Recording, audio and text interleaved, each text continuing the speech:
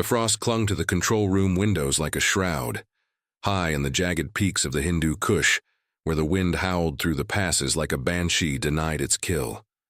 It was March 1985, and in this remote Soviet outpost, codenamed Eagle's Nest, the air reeked of stale tobacco and overheating electronics. Captain Viktor Kuznetsov, a stocky veteran of the Afghan quagmire with a chest full of medals from Brezhnev's endless parades, leaned over the flickering green glow of the P-18 radar console. His operators, bundled in fur-lined greatcoats, murmured prayers to the saints they weren't supposed to believe in anymore. The screen pulsed with promise.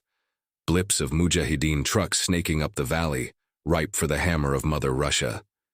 They had the ultimate guardian, the S-200 Angara system, a beast of Soviet engineering, stretched its tentacles across 300 kilometers of hostile sky.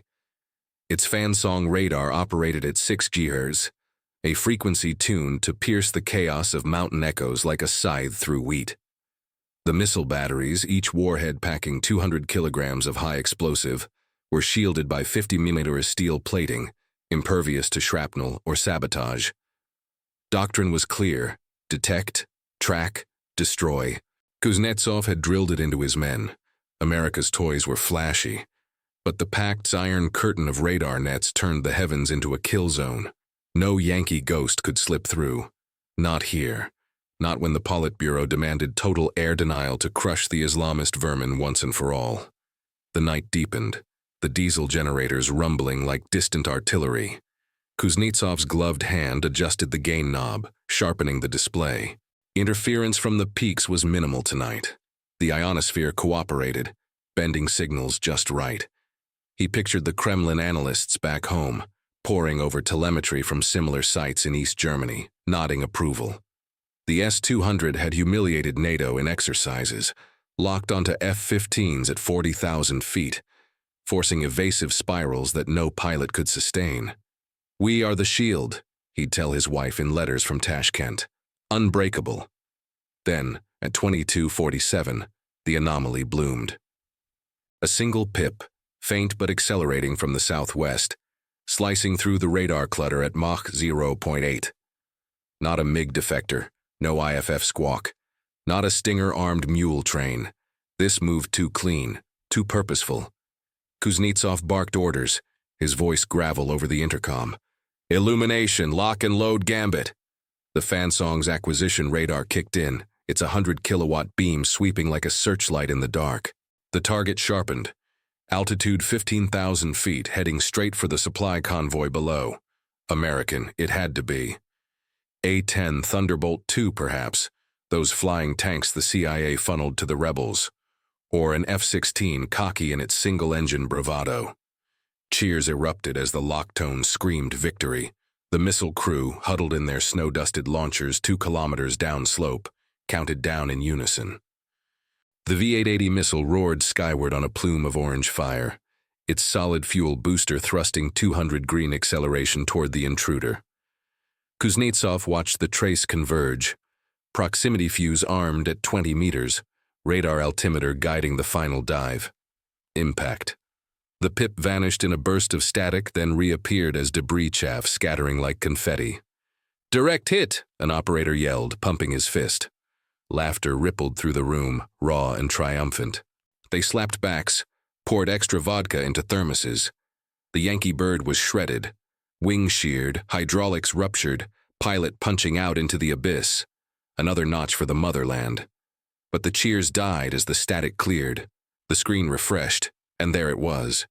Not debris, not a ghost echo, but the same pip, steady and unyielding, banking hard now, vectoring back toward Eagle's Nest.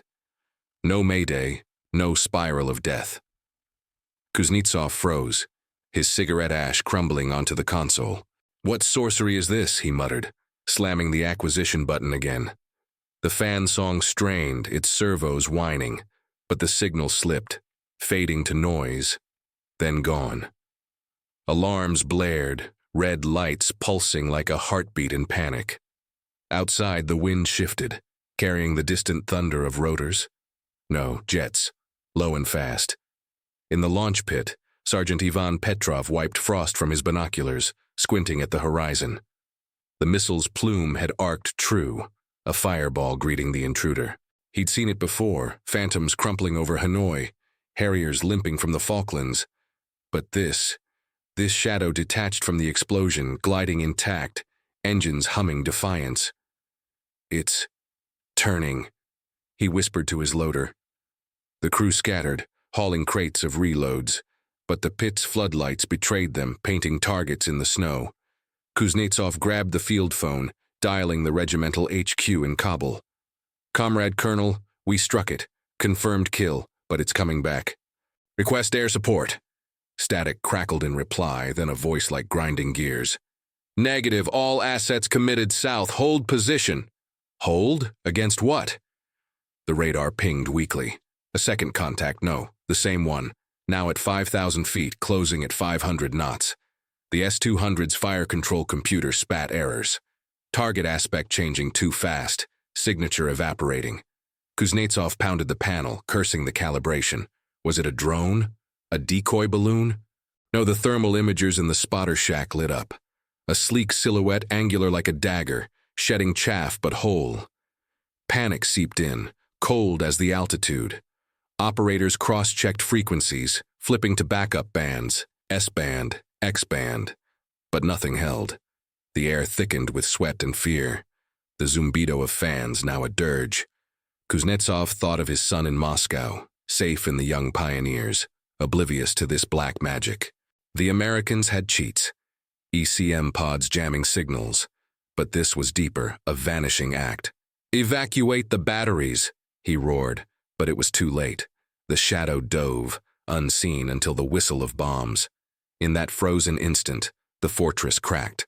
The hammer had swung, but the bestiary slipped through veins unseen. And as the first explosion ripped the night, Kuznetsov realized they hadn't hit a plane. They'd awakened a predator. The flames licked the snow like hungry wolves, illuminating the twisted wreckage of the S-200 launcher in staccato bursts. Sergeant Petrov hit the dirt first, his loader tumbling after, as the shockwave from the first bomb flattened the pit's camouflage netting. Shrapnel whined through the air, fist-sized chunks of the missile's own casing, now turned inward like a betrayal. Petrov's ears rang with the diesel tanks erupting, a secondary bloom of fire that painted the Hindu Kush in infernal orange. "It's on us!" he screamed, but the words drowned in the roar. Above, the shadow passed low, a fleeting silhouette against the stars. No contrail, no afterburner glow, just the whisper of swept wings cutting the night. Back in Eagle's Nest, Captain Kuznetsov clutched the console as the bunker shuddered. Dust sifted from the ceiling, coating his metals in gray defeat. The radar screen flickered erratically now, the fan song's beam scattering off ionized air from the blast. "Status!" he bellowed, his voice cracking like thin ice.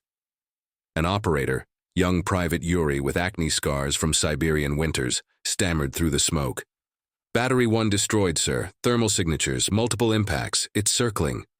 Circling. Like a vulture over carrion. Kuznetsov slammed the emergency override, rerouting power to the secondary acquisition unit. A clunky backup with half the range, its tubes warmed by jury-rigged space heaters. But the PIP evaded it too, dancing at the edge of detection, aspect ratio shifting like smoke in wind.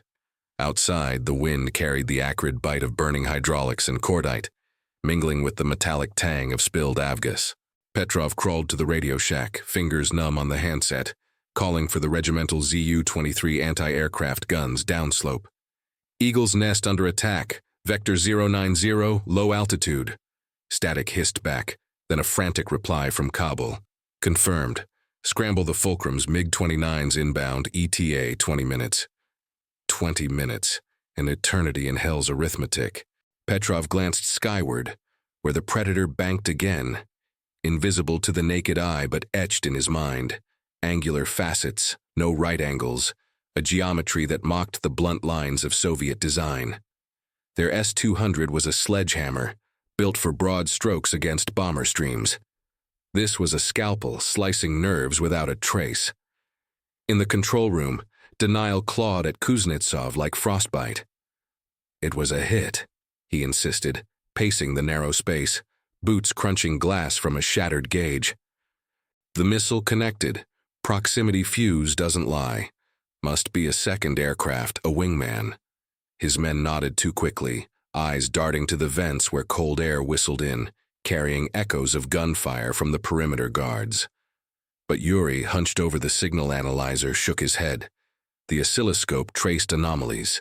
The incoming signature had flatlined for 0.3 seconds post-impact, then re-emerged with altered Doppler shift. No deceleration, no tumble. Comrade Captain, it's the same bird, ECM, but our jammers. Kuznetsov cut him off, grabbing the field manual. Dog-eared pages on NATO countermeasures. Chaff, flares, towed decoys, standard tricks. Yet this felt wrong, like fighting a shadow puppeted by unseen hands. The bunker phone jangled again, this time from the KGB liaison in the adjacent annex. A wiry major named Sokolov, whose eyes always gleamed with Politburo suspicion. Kuznetsov, report. What devilry is this? The General Secretary demands answers. Kuznetsov's throat tightened. Sokolov reported straight to Andropov's ghost, or whatever fossil ran the committee now. Direct hit confirmed, Comrade Major, but the target persists. Possible American stealth prototype. Request immediate intel from GRU satellites. Sokolov snorted, the line crackling with disdain. Stealth? Fairy tales from defectors. Your radar's faulty. Ionospheric interference from the storm front. Recalibrate and engage, or it's your head. The click echoed like a guillotine. Panic metastasized. Operators stripped panels, probing circuits with multimeters. Voltages nominal, waveguides intact. Kuznetsov ordered a manual barrage. The surviving battery's V-8080 reloads hoisted by winch, crews sweating under floodlights that now drew the beast like moths to flame. Fire blind, he commanded. But the second pass came silent, bombs tumbling from bays that opened like a predator's maw. The bunker took a glancing hit, ceiling buckling, consoles sparking in cascades of blue fire. Yuri dragged a wounded comrade to the medkit, blood slick on the floor, while Kuznetsov fired the emergency flare pistol through a vent, red stars blooming futilely overhead. In the launch pit, Petrov's team returned fire with AKs, tracers arcing into the void. Useless. The plane, whatever it was, ghosted through, its ordnance precise, cluster munitions shredding the ammo crates, denying reloads. It's laughing at us, Petrov gasped, reloading the radio with trembling hands. Reports flooded in from outposts, similar ghosts over Kandahar, vanishing after strikes. Whispers of CIA black projects smuggled from Groom Lake. But how? The S-206 GHz band should have painted it clear, cross-section like a barn door at that range. As the MiGs finally screamed in from the east, afterburners painting contrails like accusatory fingers, the Predator disengaged, slipping southwest into the peaks. Kuznetsov slumped against the wall, the room a tomb of smoke and silence. Cheers had turned to ashes. The hammer lay broken. The bistri withdrew, bloodied but unseen. And in the quiet, Sokolov's voice returned over the wire. Investigation begins at dawn. Pray your glitch wasn't sabotage, Captain. But deep in the frostbitten core, Kuznetsov knew this wasn't glitch. It was revelation. The West had pierced the veil. If you're gripped by these shadows of the Cold War, technologies that turned iron shields to sieves, hit that subscribe for the deep dives that uncover them all. The truth waits in the dark. Word count be damned.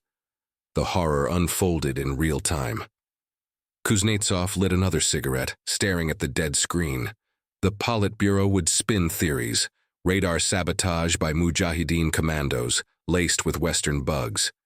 Emergency cables to Moscow detailed ionospheric anomalies, blaming solar flares. Anything but admission of Yankee wizardry. GRU analysts in windowless rooms pored over telemetry, sketching decoy drones or holographic projectors, wild guesses to salve the wound. Meetings in the Kremlin's bowels raged, blame the Afghan winter, the operators' fatigue, even Brezhnev's lingering purges weakening resolve. But the chaff samples recovered at dawn, intact, non-metallic, scattering radar like dust, hinted at deeper deceit. Sokolov arrived by Hind chopper, his briefcase stuffed with classified briefs on low observable rumors from 82 exercises. Impossible, he muttered, but doubt crept in, a crack in the fortress wall. Dawn broke over Eagle's Nest like a reluctant informant, the sun's pale rays filtering through smoke-hazed valleys, casting long shadows on the cratered launch pits. Sokolov stepped from the Hind's skids, his polished boots crunching frozen mud mixed with twisted rebar.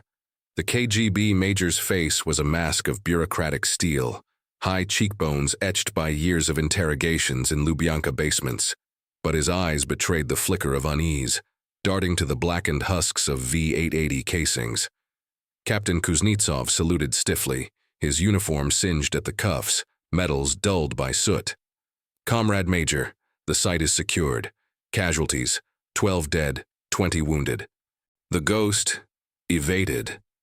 Sokolov nodded curtly, waving a forensic team from the chopper, gloved technicians in olive drab, lugging spectrometers and signal sniffers. They swarmed the debris like ants on a corpse, cataloging every shard, missile fragments fused with American-made cluster bomblets, radar chaff that dissolved under chemical analysis into non-reflective polymers. No pilot remains, no ejection seat, just echoes. Kuznetsov led the way to the bunker, where Private Yuri nursed a bandaged arm, the air still thick with ozone from fried circuits.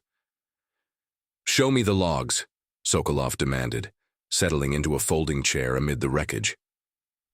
The console hummed faintly on auxiliary power, playback reels spinning like a confession under duress.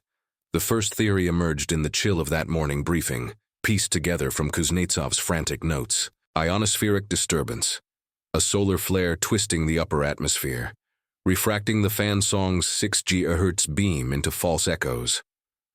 "The storm front last night," Kuznetsov ventured, pointing to weather charts pinned crookedly on the wall. "Peaks refract signals like a hall of mirrors. The hit was real, the return was a multipath ghost." Sokolov leaned in, scribbling in a leather-bound notebook. Plausible. The Politburo loved natural scapegoats. Blame the sun, not the system. Technicians nodded, recalibrating antennas to filter HF interference, their multimeters beeping approval. But Yuri shifted uneasily. He'd seen the thermal bloom, steady engine signatures, no flare scatter. A glitch in reality, not the sky. By midday, cables snaked to Kabul's 40th Army HQ, where Colonel Dmitry Volkov, a bear of a man with a shrapnel scar from the Yom Kippur War, convened an emergency session in a sandbagged tent. Maps of the Hindu Kush sprawled across trestle tables, illuminated by hissing lanterns. "Sabotage," Volkov growled, slamming a fist that rattled teacups of bitter chai. Mujahideen infiltrators, he theorized, laced with CIA handlers. They'd slipped EMP devices into the supply chain. Tiny capacitors tuned to detonate mid-flight, spoofing the proximity fuse. "Remember the stingers? American vipers in our nest." Officers murmured agreement, sketching diagrams of commandos scaling cliffs under moonless skies, planting bugs in the diesel lines. The S-200's 50mm plating? Useless against insider betrayal. Volkov dispatched Spetsnaz scouts to scour the passes, their AK-74s primed for throats in the dark. Word rocketed to Moscow by encrypted burst transmission, arriving in the Kremlin's third directorate like a thunderclap. In a vaulted chamber beneath the Senate building, walls lined with lead-to-foil bugs, General Yuri Andropov's successor, the cadaverous Viktor Chebrikov, paced before a horseshoe of analysts. KGB reports piled high. Intercepted chatter from Peshawar, whispers of Pakistani ISI funneling invisible drones to the rebels. "Decoys," Chebrikov declared, his voice a rasp honed by chain-smoking Bellamores. "Towed targets, balloon-borne mimics with radar-absorbent paint, released post-impact to draw fire. The initial blip? A real A-10 sacrificed as bait. The return? A swarm of cheap RPVs radio-controlled from a ridge, exploding on cue. Engineers from NIIP, The Radar Institute in Moscow, nodded, citing tests in the Urals where similar phantoms fooled SA-3 systems. Our doctrine accounts for it, one boasted, flipping through binders of frequency-hopping countermeasures. Upgrade the pulse repetition to 1,000 hertz. Ghosts vanish, but cracks widened in the facade. Back at Eagle's Nest, Sokolov pored over the chaff samples under a portable microscope. The flakes iridescent, defying spectrometry. Carbon-loaded foams, not foil, tuned to absorb rather than reflect.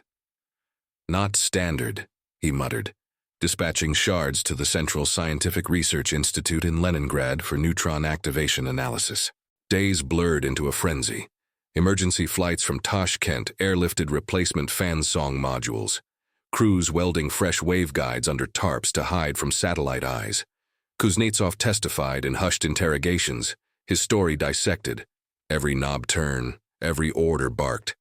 The lock was solid, he insisted, sweat beading despite the cold. 200 green acceleration on the V-880. It should have vaporized the wing root. Sokolov pressed. And the Doppler shift? No tumble velocity? Kuznetsov faltered. The math didn't lie. A hit plane spun at 10 RPM, a fireworks pinwheel. This had glided. In Kabul, Volkov's tent became a warren of paranoia. Reports from Kandahar echoed the nightmare, a phantom over a fuel depot. S-75 Dvina batteries firing blind into empty sky. Theories mutated. Holographic projectors, laser-induced plasma mirages, even defector MiGs repainted in NATO colors. Spetsnaz raids netted a cache of ECM pods, but crude, jamming only S-band. Deeper, Volkov confided to his adjutant over vodka rations. The Americans play chess, we play checkers. Cables to the GRU demanded satellite passes over Nevada. Groom Lake, the black hole of Yankee secrets. But orbits lagged, images blurred by cloud cover or deliberate spoofing. Chebrikov in Moscow convened the Politburo's defense subcommittee, grizzled marshals in peaked caps, Gorbachev's reformers eyeing budgets slashed by perestroika. Faulty calibration, one proposed, blaming Uzbek factory defects, tubes from Tashkent with 5% variance in gain. The operators panicked, mistook chaff for the bird. Laughter, forced and hollow, echoed off marble halls, but privately, memos circulated, whispers of low observable tech from a 1977 defector, a mathematician named Pyotr, spilling facets and absorbers before vanishing into gulags. Tension coiled like a spring in the Hindu Kush. Sokolov's team excavated the blast sites, unearthing bomb fragments etched with exotic alloys. Titanium matrix composites, lighter than steel, yet tougher. Not ours, a metallurgist radioed, voice trembling. Theories frayed, perhaps a captured Soviet prototype, reverse-engineered by the West, turned against its makers. Kuznetsov, confined to quarters, stared at the peaks, the wind moaning accusations. The fortress of faith crumbled, brick by technical brick. Sabotage? Solar whims? No.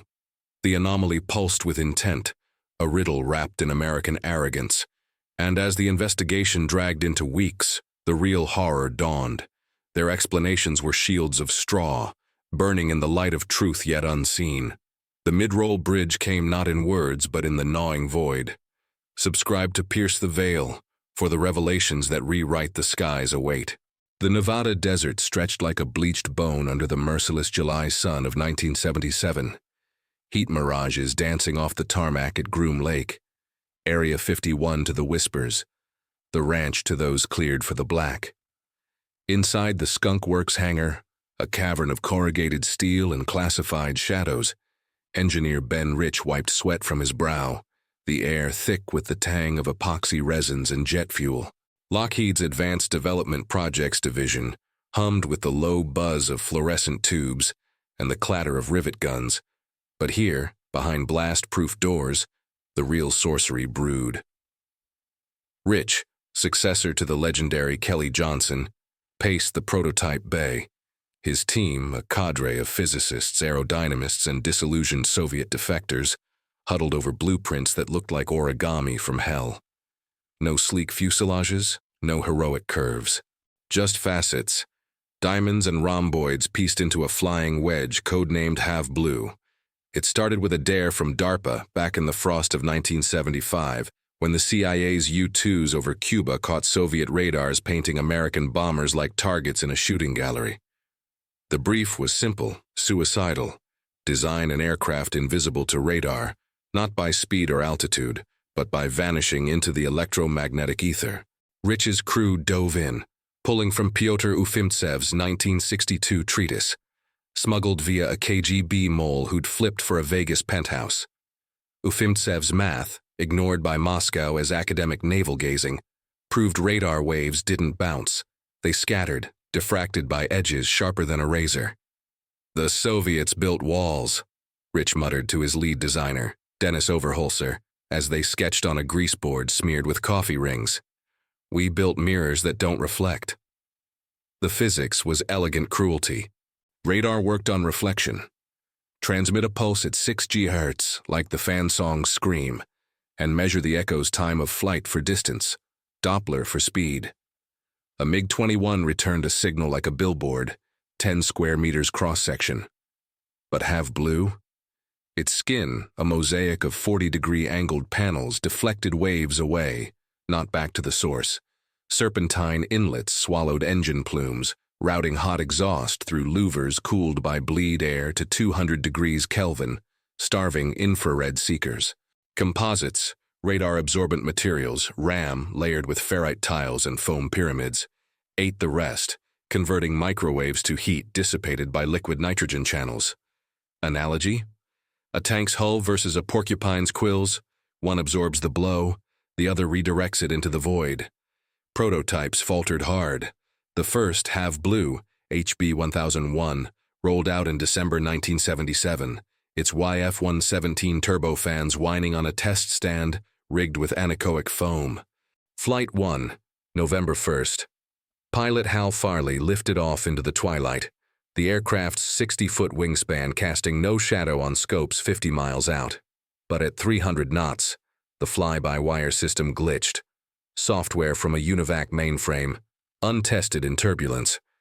The nose yawed 15 degrees, actuators straining against the unstable diamond planform. "It's bucking like a Bronco," Farley radioed, sweat beading under his oxygen mask. Emergency landing gear deploy saved it, but the data logs revealed flutter. Edges vibrating at 20 Hz, threatening structural shear. Engineers swarmed, iterating carbon fiber spars overnight, damping with piezoelectric sensors that flexed like living muscle.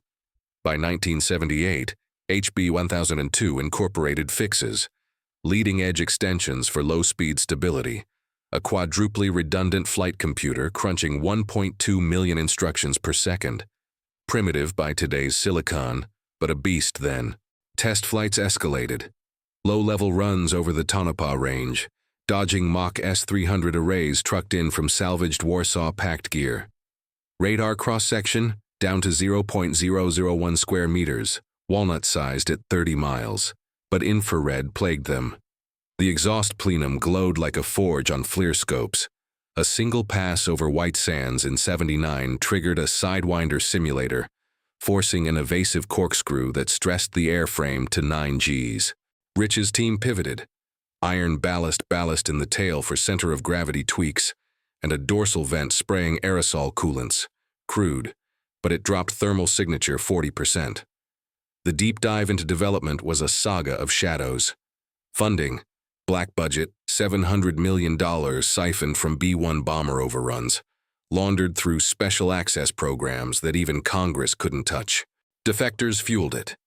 In 1976, a Sukhoi aerodynamicist named Alexei spilled SA-10 radar frequencies over smuggled beluga caviar, confirming the 310 GHz vulnerability. Lockheed iterated 27 wind tunnel models at NASA's Ames, scaling from 110 to full size, blasting them with X-band horns to map scatter patterns. Software simulations on Cray-1 supercomputers, $8 million behemoths humming in air-conditioned bunkers, predicted edge diffraction, waves creeping along facets like water on glass, canceling coherent returns via destructive interference. Poetry and phase, Overholser joked, but the math bit. Maxwell's equations bent to human will, turning physics against itself. Phallus mounted, human and mechanical. Test pilot Bill Park ejected from HB-102 in July 1978 after a hydraulic rupture. Lines corroded by Ram's volatile solvents, pressure spiking to 5,000 psi. The crash site? Scrubbed by Delta Force sweeps, debris trucked to incinerators. Rich testified in closed sessions to the Senate Select Committee, voice steady. We're not building a plane, we're building invisibility. By 1981, the F-117A emerged. Full production, 59 airframes slated, each $111 million in 80s dollars. Cockpit, a greenhouse of multifunction displays. Helmet-mounted sights cueing laser-guided bombs from internal bays that snapped shut in 0.8 seconds, preserving the stealth envelope.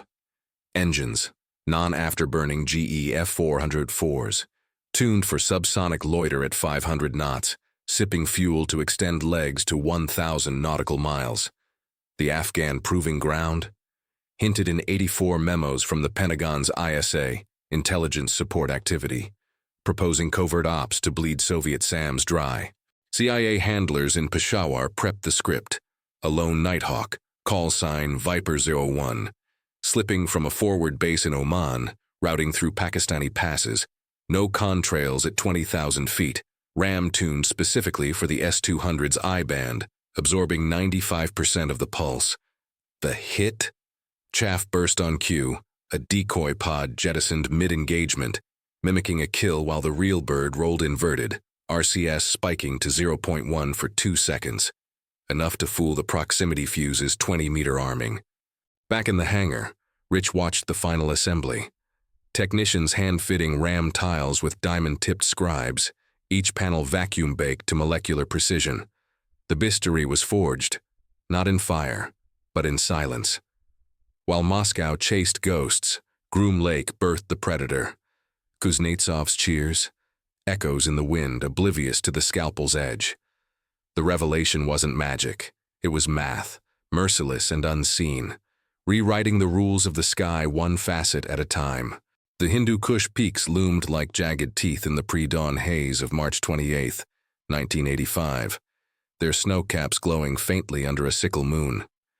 From the shattered remnants of Eagle's Nest, Captain Viktor Kuznetsov staggered into the open, his breath fogging in the sub-zero bite, the acrid reek of smoldering composites clinging to his greatcoat like a curse. The S-200 batteries lay eviscerated, launcher rails twisted into abstract sculptures, control vans gutted by 2,000-pound GBU-10 paveway lasers that had homed on the Fansong's own emissions, turning the system's strength into a beacon for doom. 12 graves already dug in the frozen earth, hasty mounds marked by rifle butts. The wounded moaned from the medevac tent, morphine dulling the sting of shrapnel that had once been their own missiles. Kuznetsov knelt by a crater, fingers tracing the fused silica from a bomb's impact. Precision that drilled through 50 millimeters plating like a needle through silk. The hammer was dust.